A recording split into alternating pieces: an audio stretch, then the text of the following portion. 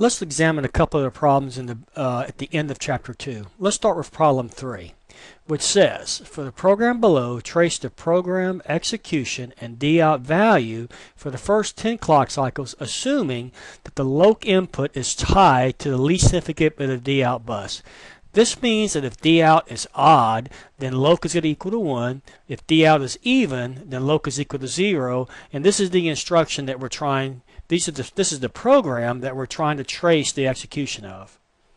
To solve this problem, we're going to draw another table, one that lists clock cycles from 1 to 10, one that lists the location being executed, the instruction that is executed, the D-out bus after the instruction that's being executed, and our loc value after the D-out register is updated.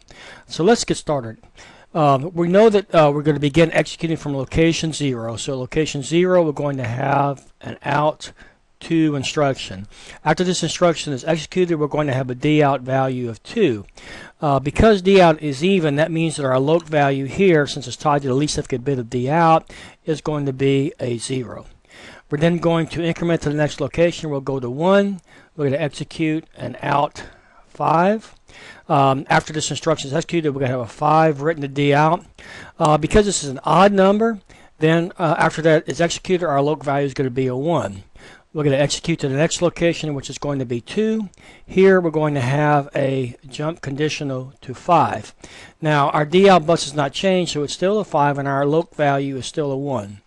At this point, we need to ask ourselves, what is the next instruction to be executed? Recall that if loc is a 1, as in this case, we're going to take this jump. So we're going to jump to location 5.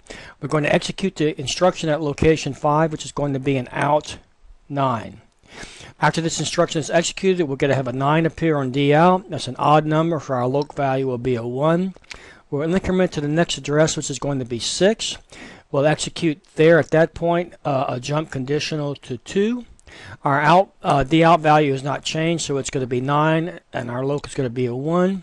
At this point, we'll ask ourselves, is this jump conditional taken? The jump is taken because loc is a 1, so we're going to jump to 2. Which in this case we actually have jumped back to that location there too. So we're going to execute this instruction, jump conditional 5. Our out has not changed; it's still a 9. Are we going to take this jump? What's our loc? Our loc is 1. We ask ourselves, are we going to take this jump? Yes, we will, because loc is a 1. So we're going to jump to location 5. So here we're at location 5.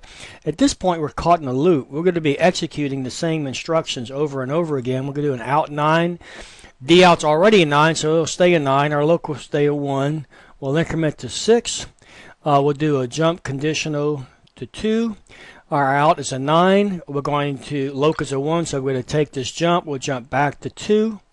At 2, we're going to do a jump conditional to 5 again. Our D-out has not changed. It's still a 9. Our loc is still a 1. So we'll take this jump. So finally, we're going to jump to location 5. We're going to execute the out 9 again. Our D-out bus will still be a 9, and we'll have a 1. For loc, at this point, we've executed 10 instruction cycles where we executed location 0, 1, 2, 5, 6, 2, 5, 6, 2, and 5. At this point, we've solved the problem. Let's now take a look at problem 7. Problem 7 says to modify the schematic of the number sequencing computer so that it can access a memory with 32 instructions. Let's get started. We're going to increase this memory size from 16 to 32. Remember that we use the address bus to specify a memory location. That is now going to have to change. How many bits do we need to access 32 locations? Well, it's going to be log 2 of 32. That's equal to 5. As a check, you can say that 2 to the 5th is equal to 32. So we're going to need 5 bits of address bus to access this memory. So that becomes 5. This becomes a 5-bit register. This input here is also going to increase from 4 to 5 bits. Let's review where this part of this data bus comes from. Recall that for our jump instructions, jump conditionally and jump instructions, that the operand for this is an address. It used to be a 4-bit address, but now we've increased our memory size, so it's now a 5-bit address. how is this encoded? Remember that an instruction has an opcode and a data field, and for these instructions that contains an address. This opcode is 2 bits. This address used to be 4 bits, but now it's 5 bits. If we add these two together, we get 7 bits. Our instruction used to be 6 bits, but now it's 7 bits. So this memory size is 32 by 7. This bus here will increase to 7 bits in size. What about this? What does this do? Remember that this logic right here decoded this, which actually represented our opcode, plus our loc input to provide the LD, the load, and increment inputs to our program counter. Our opcode sits in the 2 most significant bits of our instruction. Well, since we've increased the size by 1 bit, these bits have shifted over to the left by 1 position.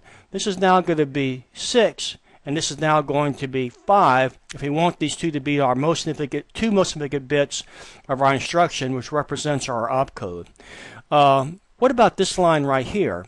Remember that this load line right here was going to be a 1 for an out instruction, and we know that the out instruction is encoded as a 1, 0, and so we said that when the most significant bit of our opcode is a 1, we wanted to load this register. Well, this is now, since this shifts to the left by 1, this also shifts to the left by 1, so this is going to be a 6. What about the width of this bus? Our D out register is still only going to contain the numbers 0 through 9, so that means we still only need 4 bits. So this is going to be the lower 4 bits of our data bus. This right here is the lower 5 bits, so that's going to be MQ 4 down to 0, while this is going to still be MQ 3 to 0. At this point, we're done. We have what seemed to be a pretty trivial modification of just increasing our memory size from 16 to 32 resulted in changes that rippled through a lot of our schematic.